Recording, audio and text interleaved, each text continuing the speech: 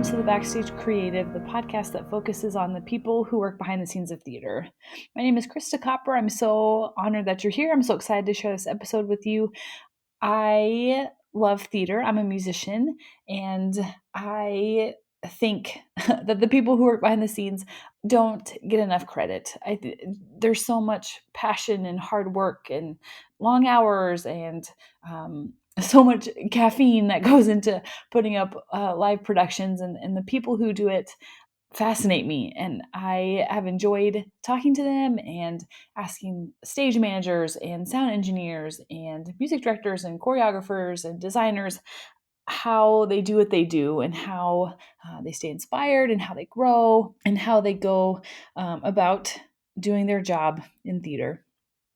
I was recently doing a gig for the show All Shook Up, which, a side note, was way more fun than I thought it was going to be. The music is so much fun. Anyway, I was standing around before the show talking to the guitar player, and we were just kind of shooting the breeze, and this particular production had a lot of problems in the sound department. I think whoever the sound engineer was just young and figuring things out, and especially in our in-ear monitors, there was just a lot of discrepancies show to show and night to night, and I could hardly ever hear myself, which can be kind of frustrating, but sometimes it's just one of those things where you have to pick your battles, and there was a lot of other sound problems going on, and so it was like, well, this was a short run, so I'll let it go.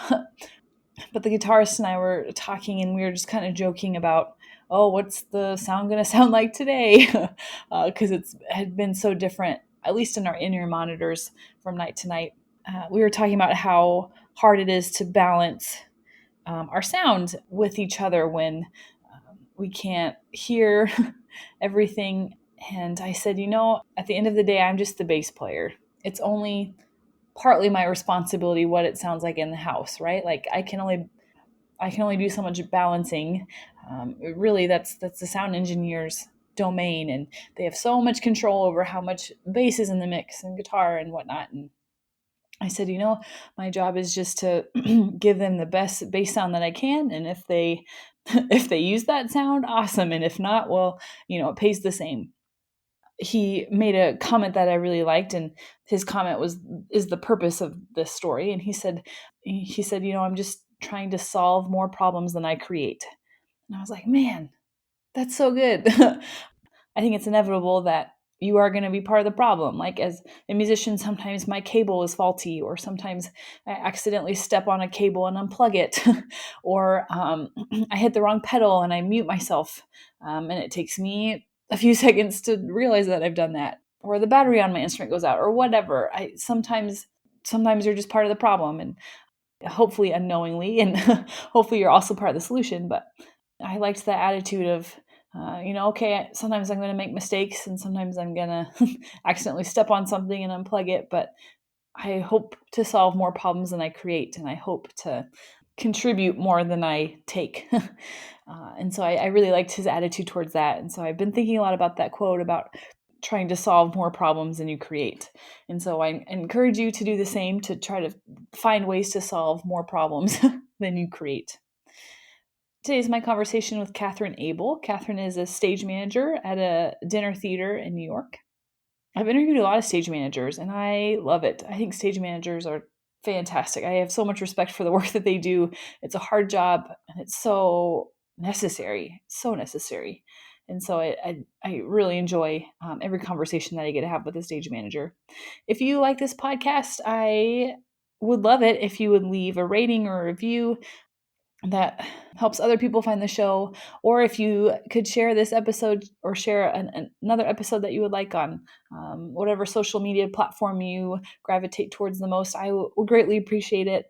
I have gotten so much from this podcast and from working on this project, and I hope that it can continue to provide value to the people who listen to it. So thanks in advance. Okay, here we go. Here's my conversation with Katherine Abell.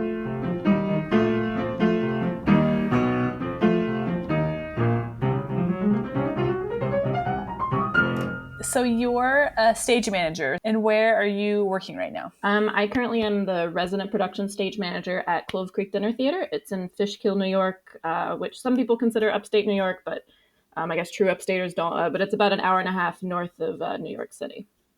Okay. So take us through where you grew up, how you got into theater, and how you got to where you are now. Sure. I grew up actually in Alabama. I went to school for theater. I went to Auburn University in Auburn, Alabama. I actually started out as a psychology major, minoring in theater. I had done theater in high school, but it was just, being in shows, and I was never really good at it, but I enjoyed, the friends that I made and enjoyed doing that with them. But I knew it was never going to be a career. So I didn't really, know that back then that there was like a backstage to theater. We were, our school didn't really focus on the art. So we got like the minimum theater, but it was fun. So then when I got to college, I declared a psychology major, was taking like, some theater classes. And it wasn't until my junior year, I believe, spring semester, I got asked to be an ASM for She Loves Me. That was going to be their first show of the spring. And I was like, okay, I don't know what that is, but sure. Yeah, let's do it. Let's get involved. And then, I instantly fell in love with it. I loved being back in the theater. I mean, the classes were fun, but it's not the same as being involved with a live production. And I loved it so much that I went on to ASM the next show that semester, which typically they have like, a totally different production team for each show. And I think by the end of the semester, I declared theater as my second major. From there, I had to take a fifth year because, classes and everything. And then I did an internship in Richmond, Virginia, at Virginia Rep for a year after graduating, which was really great. Met some great people, my roommates. And then I ended up moving up to New York. My now husband works for IBM, and I was just researching theaters in the area. I think I sent my resume to one theater, and they were like, "Oh, we don't pay stage managers, but I know of someone at a local dinner theater that is." And I was even very skeptical, like, "Oh, I don't want to work at a dinner theater." Most everybody doesn't have high thoughts about a dinner theater. But I've ended up really, I've met some wonderful people. It's, been a nice steady paycheck. Most stage managers don't get to do like a, resident position. So it's been really great. What do you what do you love about theater? What motivated you to add that as a second major when you were in school? It felt right. It was like I do consider myself a very creative person, but being in the spotlight was never something I particularly enjoyed, especially as I grew up. As a child, probably my mom has lots of videos of me, and she'll say I was a ham on all those videotapes. But growing older, I didn't like the spotlight on me, but I still loved being part of the process and getting to watch all of the onstage magic happen, either from backstage or helping it happen too from the booth as well. It felt really right. Mm-hmm. How has having a psychology background and having that experience helped you as a stage manager? Psychology is tricky because it's obviously I took all the classes, but to do really anything with a psychology major, you have to get you have to go to grad school. So I feel like I did learn some in the classes, but it's definitely helped me empathize more with people. I consider myself a very empathetic stage manager. It definitely helps me understand more why people do different things in different situations, why they don't necessarily react like I do. Yeah, there's been so many instances when I've, been like walking backstage, or you're sitting in the green room and you overhear things and some of the situations stage managers have to deal with, just with all of the big personalities that are attracted to theater. I'm just my God, yes. I do not want that job. So many different, I have met some of the most humble and most down to earth actors, and I have met some of the most ridiculous. Are you serious? Yeah, I think that's one of the most beautiful things about it is you get to meet so many different people, just like people you would never meet in like a different job. I think just the variety of people that we get to meet because of the variety of jobs that have to be done in order to get a live production up and going. Absolutely. I think it's wonderful. Oh, absolutely. I agree. Do you have a favorite part of the process of putting up a show as a stage manager?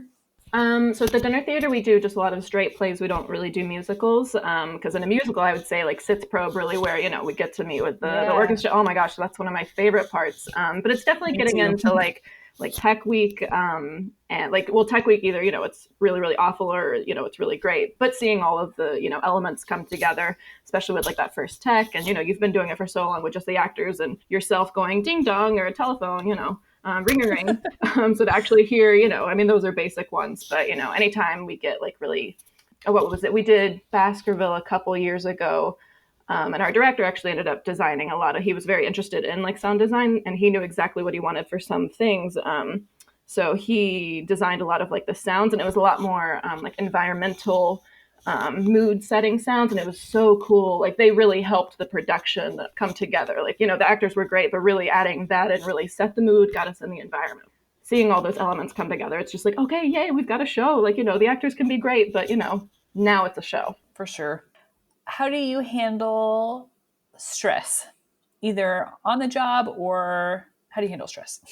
Hopefully handle it well. Most people actually say, one of the biggest compliments I've gotten from a lot of the actors I've worked with is that they're like, "You're so calm and even keeled." I'm like, really, inside my head, it's just screams constantly. Like it's just constant yelling. And so I guess I handle it really well. I don't know. I mean, I've got my husband at home who's a great support system. He's been nothing but supportive, and I've got my cats at home. So, worst case scenario, I just come home and cuddle with my cats, and it's fine. Watch a lot of Netflix. I do spend a lot of time, like I get really close with the cast, and I've had lots of cast members who, especially at the dinner theater, like I've worked with multiple times, for 5 different shows together. So we become like a really close knit family. So we have a diner across the street that's open 24/7. So we go there a lot after shows, and that's a nice stress reliever. We all get to just hang out, talk about whatever's bothering us, or, complain about the show or praise about the show, or the audience. So that's kind of a nice stress relief too. It either really helps, or it's really like, okay, I'm tired of talking about this. But yeah, so hanging out with the cast, it a lot of times it calms me down too. Yeah, I found one of the things that I've really learned in theater is just self-regulation. Like, what do I need right now? Like, I'm feeling stressed. Do I need to step away from people? Do I need to like lean into relationships with people? Do you ever feel burned out or just not into a show? And then how do you handle that? 100%. It's so funny you bring that up, because I even, like, this whole week I've been very nervous about the interview, because I'm not great at talking about myself. But I was like, I think a good thing if it came up organically would be to talk about burnout, because it's actually something I'm kind of experiencing right now. Perfect. Yeah, like I said, I've been at Clove Creek. I think I've been there it's been over 3 years, but not quite 3.5. And I have done, we do a lot of shows there. Like when they first opened, like 4 years ago, they were doing like a show a month. So that's what we were doing. My first couple shows there was a show a month. And then like the second year we did a show, we'd run it for 6 weeks. And we had 6 shows a year. So it was, 2 months, 2 months, 2 months. And then we went back to the 1 month, one show a month. And it was, oh my gosh, it was so ridiculous. Like and I was stage managing pretty much all of them. Like I think I took 2 or 3 maybe shows off total, but of course all of them were, they weren't consecutive, so it didn't really feel like I got a break. And the environment can be hard too. Dinner theater audiences are 100% different from like a regular theater audience. They have no sense of like theater etiquette sometimes. It's amazing, like the things that people think they can get away with just because they're tucked away in a corner at their own little table or something. I don't know, a lot of our audiences are just not very, they don't react a lot, and it affects the actors. So that's been kind of, I've had a couple shows where like the audience is like, oh, I love the show. But then, during the show, it was like crickets. It's like, did you love the show? So that can be really, really frustrating to do over and over again. And then of constantly being either in rehearsals and a show at the same time. It's like, I both love it and hate it. Mm-hmm. And just having done it for so long, it's the burnout is definitely real. But my husband and I are actually moving in a couple months to a different state, back to Alabama, where I'm from. And so I'm kind of hoping then I'll either maybe take a little bit of a break, or, whatever theater or theaters I end up working at. I know it won't be show after show after show after show, which it might sound like the dream, like, oh, constant employment. But oh my gosh, it's really not. It's almost like theater overload. So, So yeah, the burnout is definitely real. And sometimes you just need a break, and that's totally fine. That's almost the beauty of theater, is you can just jump right back into it whenever you're ready, especially stage management wise. You don't have to look for a part and hope you get it. It's just, someone needs a stage manager, and you're there. Is it fairly easy to find work as a stage manager? I think it depends on the area. For me, because I've only ever, I guess, had to look really once. I mean, I did. I worked at Texas Shakespeare Festival 3 years or 3 different summers during college. But it was like, once I went there once, it was easy to go back the second 2 years. And then I applied for an internship. And then when I got up here at the dinner theater, they happened to lose both their stage managers. So I don't have any personal, like, I guess, experience with how easy it would be to find constant stage management work. I just got lucky with this one. So I'm not really sure, but I think it probably is hopefully easier. Each production, you might only have, 1 to 2 or 3 stage managers per, 30 actors. So there's, I guess, less opportunities, but it might be easier to get those opportunities, if that makes sense. Sure. What are some other differences, if there are any, between dinner theater and doing like traditional theater? So for me, one of the biggest differences was that our show might not start until 7:30 or 8, but I have to be at the theater around 5 to make sure everything's set up. So we do dinner before like everything before the show. We're a very like intimate dinner theater, so you would absolutely not want everybody eating during the show because it's all the clinking of the silverware on. So I kind of have a lot of downtime before the show. So a lot of times I'll work on either paperwork or work on the next show's paperwork for that. I do end up helping seat people a lot. I help our owner seat people. I've even helped serve before, or if it's like an especially busy night and we're understaffed, I'll try and help I try and help the wait staff whenever I can. So in that aspect, it's definitely different. We don't really have a house manager, so I'm really just talking and communicating with both the kitchen and the wait staff. So I guess it's more people to communicate with, and I'm sure every dinner theater is different. Other dinner theaters might have like a restaurant manager, but we're on a smaller scale. And because I've been there so long, it's like I know how it's like clockwork how it works. I'm better at estimating. Oh, okay, dinners are being cleared right now. It's probably time to give them half hour. Or oh, it's a larger audience. Dinners are being cleared, but they've got a ton of desserts. So that aspect is definitely different. And we don't necessarily start at the same time every night. So, a typical show would start at either 7:30 or 8. And we always give our actors a range of, we could start as early as 7:30 or as late as 8 o'clock. So that's kind of a tricky thing too. And I'm still bad at it sometimes of like, I think it's half hour, but honestly, who knows what could happen? Mm-hmm. That's probably been the biggest adjustment to make. But it's what I've been doing for the past 3.5 years. So it'll probably be a weird adjustment going back into a non-dinner theater environment and not having to deal with that. I'm like, oh, I'm here and the show's going to start in an hour and okay, great. And we're done. Not being there for 5 hours at a time. Sure. You mentioned paperwork. What is stage management paperwork entail? So you've got your reports, your rehearsal reports, performance report. If it's a particularly like complex show prop wise or scene change wise, a lot of times I'll try to make, especially if the actors we don't really have much of a stage crew a lot of times because we don't usually do like super complex shows. Like it's straight plays. I mean, we've definitely done some cool effects, but a lot of it's stuff that the actors can do themselves backstage. So a lot of it's either coordinating that or getting that paperwork or my props presets, anything like that. I'll try and get ahead. I'll have like my performance report for the night as filled out as I can for the show, or I'll be working on the rehearsal report from the rehearsal the night before. So stuff like that. Not very exciting stuff at all. Or working on like the rehearsal schedule for the next show I'm doing. It gets very repetitive for sure. What are like the top, let's say, 4 skills needed to be a stage manager? I feel like it's a tricky question because I feel like there's several different kinds of stage managers, like personality wise. I mean, I've had a lot of actors. Oh God, it's going to sound like I'm like complimenting myself, which is one of my least favorite things. But it's the truth. I've had a lot of actors who told me they really loved me as a stage manager, and I think it's because a lot of stage managers come off a little harsher than they need to. Like I feel like I've made myself into an actor's stage manager. Like I very much empathize with the actor. I want to make sure they're as comfortable as possible to do this crazy thing on stage that they're doing, which is acting. Like I can't do it and I wouldn't feel comfortable doing it, but I want to make sure, they're putting themselves out there. They're the vulnerable ones. So I'm going to do whatever I can, within reason to make sure they feel safe and they feel comfortable. I'm also very, empathetic with them. And then also with the rest of the production team, like I get it. We all have lives, we all have things going on. So I think at least for me, that's what sets me aside from other stage managers. And I think it's a good quality to have. So I think, a stage manager definitely needs to be empathetic. You definitely have to have great communication skills. I actually just had this happen the other day where something didn't get communicated to the proper person, and it wasn't like a huge thing, but it could have avoided an unpleasant conversation. And so you've got to be able to communicate and anticipate. Like I even try to over communicate. Like, I don't know if you need to know this thing, but if just in case it does help you to know it, like, I'd rather give you too much information, let you decide what you need to know, than not communicate something that, oh, I didn't think that would be important to you. Stage managers should definitely be organized.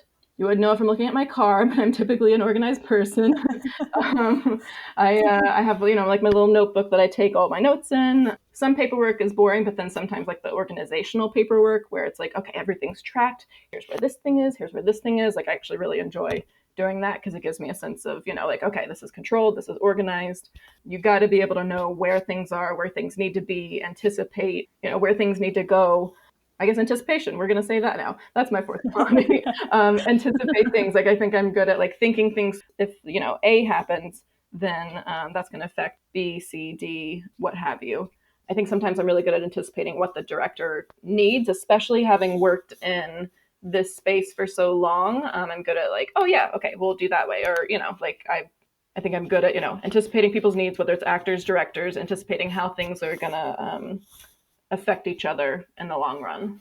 How do you grow as a stage manager? Are there any like resources, like I don't know, like groups online or books or anything that you use to get better at what you do?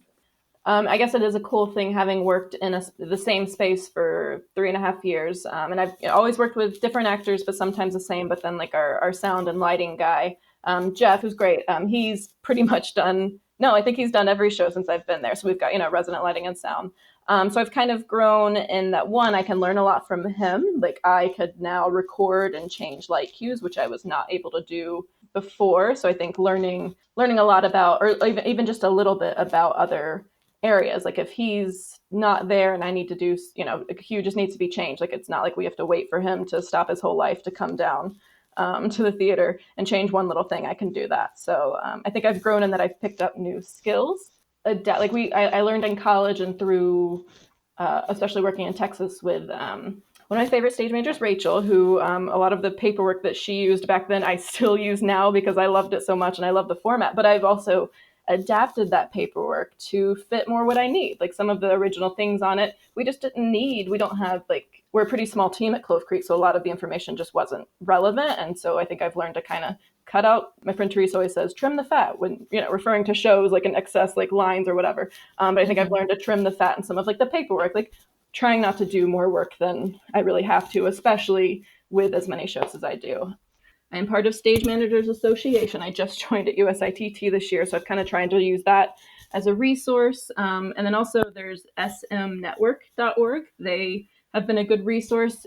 I don't know if they're as active as they were when they first started back in 2008 or maybe even earlier than then, but like, it's a whole resource. It's a great resource for stage managers. They've got all sorts of different topics on there about, anything you could possibly want to know about stage management. They've got a whole like folder full of paperwork so people can submit their own paperwork and you can look at it, download it, use it as an example. And I've definitely gone on there and like, I need to do this new paperwork for this new thing that I've never done before. Let me see if someone's uploaded an example of, something similar. I think I even posted on there because I didn't see anything about dinner theater on there. I was like, any other dinner theater stage managers out there? Like, I know I'm not the only one looking for, advice about that. So that's been a cool resource as well. Looking just through all that and how other people handle different situations. I don't know if I am unique in this, but I guess because I'm only 27. And since college, I've worked at, 3 different theaters, but a lot of times I was the stage manager in those theaters. So it's been a while since I've worked with another stage manager, if that makes sense. So I haven't been able to learn as much from like another stage manager actually in the field learning, as their ASM. And I do kind of miss that. So I'm hoping, in the future I could not go back to ASMing, but, either shadow them or ASM for a show and just, let me pick up on some new skills from you, because I think it's good to have like a network of other SMs that you can connect with and learn new skills from. Is there something you wish you would have known when you first started stage managing that now you know? knowing, I guess, that you really are, I mean, and I guess it depends on the theater too, but you really are involved in all aspects of the production. Like you have to have a hand in all of those and keep an eye on all of those. At Clove Creek, we don't have like a scene shop or a costume shop. We don't have a costume designer. Our artistic director, Teresa, usually handles the costumes, or it's, if the actors have something from home that they want to wear, director approved. So because we don't have an actual like department for that or for props, a lot of that kind of falls, to Teresa, but I also help her a lot with that. I had an interest in props very briefly in college. And so sometimes that's fun, but you really have to, I mean, you're the one in charge of making sure that all comes together and gets done, whether it's not overseeing, but, checking with the people who are responsible for doing it, or literally just doing it yourself. I've had many props where I'm like, all right, well, I'm going to go buy it. Oh, I'll make that. That's fine. I'll take care of that. And maybe that could just be also part of my personality. I don't like waiting for other people to do things when I could just do it myself. So I think a lot of that is like, oh, well, I want it done now, so I'm just going to do it instead of waiting for someone else. So yeah, so you really are really in charge of making sure the production comes together. I mean, obviously you can't learn the actors' lines for them, but pretty much everything else you're in charge of. Advice for young people who want to do what you do? Learn a little bit of everything, really. I mean, I have a sewing machine. I had to take a costume construction class in college, but I really loved it. I wanted to take advanced costume, but I wasn't not able to. But there's been lots of costume pieces that either had to be hemmed, or we did Don't Dress for Dinner a couple years ago, and in that show there's like a bit where one of the actresses, her shirt gets ripped off, and so I was the one that I rigged up the shirt, with Velcro and sewed it all together to make it happen. So learn how to sew for sure. Learn lights. I mean, you don't necessarily have to learn how to program them, but honestly, it really helps to be familiar with the system, especially if you are a stage manager who doesn't have like a light board op who's more trained to do that. Like it's really helpful to be able to, not necessarily adjust cues, but maneuver your way around the program, on your own. Same with sound. We use QLab, and I've learned so much and learned like so well how to manipulate cues or adjust a cue. So learn a little bit of everything, really, whether it's taking a costume class or running, costume crew. I think I did that for a show back in college once to fill a class requirement. Learn props. Props, it's super helpful. Props are going to break. Props are going to malfunction. If you know how to do those, it makes a very positive impact on not having to ask like the designer or even, whoever's working on that show to have to come in and fix it if you can just fix it yourself, especially, if it's a small thing. So definitely being able to take care of small things yourself is really helpful. So learn as much as you can, do every department as much as you can for sure. Yeah, and even if you don't have to make costumes or like you still have to talk to lighting board operators and sound engineers, and you have to have some language to meet them with. Right. It gives you so much of a better understanding of what they do. And I've definitely been able to, field questions from the director, like, oh, do you think we'll be able to? I'm like, no, I know for sure we won't be able to. We don't even need to bother asking, that person that question. I know for sure we can't. So yeah, definitely learning a little bit of everything helps you be a more successful stage manager, whether it is just talking with them, like you said, learning their language, or just being able to take care of things yourself, for sure. Is there any show that you haven't done that you would love to do, in either musical or straight play? Oh my God, there's so many musicals I would love to do. And I miss doing musicals. But I'm actually I would be scared to get back into one as just a stage manager. Like I'd like to ASM another few musicals before I stage manage one, because it's been so long. Oh gosh. I mean, really, really any musical, play. I've done so many, but oh my gosh, there's an incredible amount of plays out there. Not that I can think of off the top of my head. I mean, I would love to do as many as I possibly can, and as many different ones as I can. We're actually doing, I've only done, I guess, one time so far where we at Clove Creek brought back a show that we'd done the season before. It was this lovely show called Drinking Habits, and as we were doing, it's basically about these nuns who make wine. Ahead. Yeah, and it was my first show there. And it was funny. It's a good dinner theater show, but after we closed it, we found out that the playwright had written a sequel, And because it was such a huge hit, when we did it, we brought back the first one for like 2 performances and then did like 3 weekends of the second one. So it was cool getting to do that show again. And it was with like most of the original cast members. We had to, a couple people couldn't come back for it. So it was kind of cool getting to do a show again and seeing how either those particular actors had grown or how different people played those roles. And then we're actually in January and February, we did Barefoot in the Park 3 years ago, and we're bringing that back. We're doing like a year of like best of. So we're bringing back some of the favorites. So for Barefoot, we only have one of the original cast members in it. So it's really cool seeing the other cast members like take on those roles. And I don't think any of them have played these roles before. So it's very interesting seeing those. So it's fun getting to see old shows that you've done already, but I definitely would love to do more shows and as many as I can. Maybe more like dark shows. I haven't done a lot, like because we were at dinner theater, we try to focus more on the comedies or like dramedies.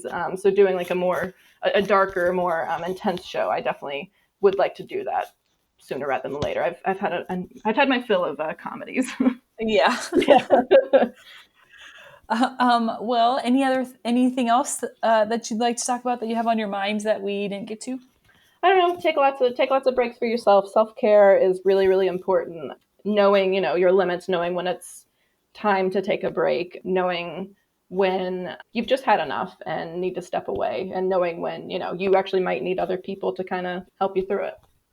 Well, thanks so much for doing this. Yeah, of course. Thanks for having me. I was very nervous, but it was a lot of fun.